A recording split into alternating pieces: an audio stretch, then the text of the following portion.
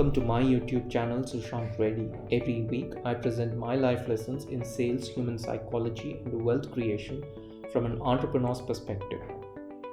In the last 3 episodes, I talked about the linear prediction fallacy and why we fall victim to it. We usually visualize a world that is very similar to the one that we are living in right now, and that makes us project our future as an extension of our present and our past.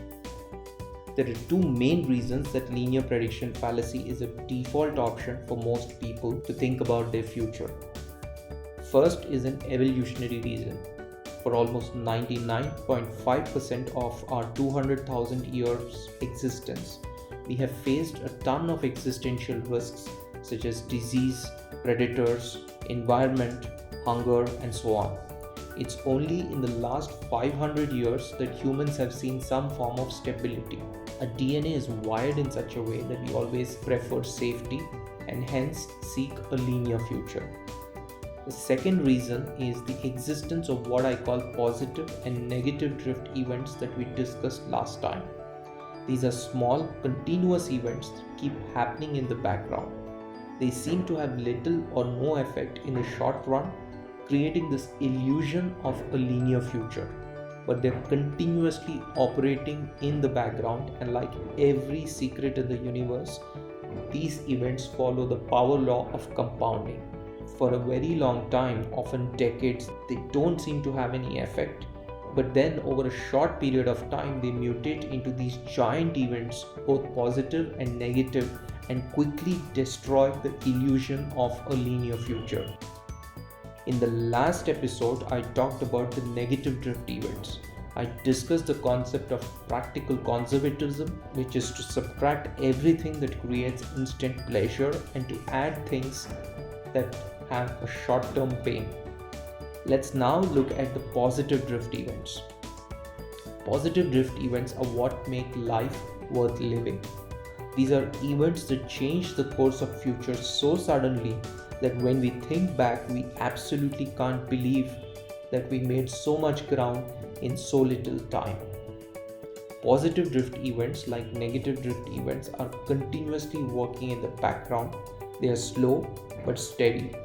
They take time to manifest. They're so powerful that certain professions make a killing by observing the underlying positive drift events and tap into their power. Let's take the example of venture capitalists. They have a trained eye to observe companies having positive underlying drift, even when the outcomes are not there for the world to see. They see the strength of the people, the product, and the process. In fact, it's every VC's dream to identify positive drift companies as late as possible. These are hidden gems because they are very near to that inflection point. Just before that inflection point, even the entrepreneur falls victim to the linear fallacy and vastly underprices the potential of his own company. As a result, a good VC ends up buying the company at a cheap price. In our normal lives, the biggest positive drift events are what we normally call habits. Habits are the single most powerful tool we have to maximize the non-linear benefits in life created by the positive drift. A person reading just 25 pages a day reads 45,625 pages over 5 years. That's 225 books at an average of 200 pages per book. One business idea, one investment insight, or one relationship truth is all it takes to possibly create a huge positive jump in lifestyle. Here are some positive drift events that I practice and I strongly recommend. Reading 25 pages a day, listening to 15 minutes of an audiobook, exercising 5 days a week, meditating 10 minutes every day, reading 2 tech blogs each day. If you're a tech entrepreneur, that makes a lot of sense. Writing down your purpose, your values, and your goals every single day.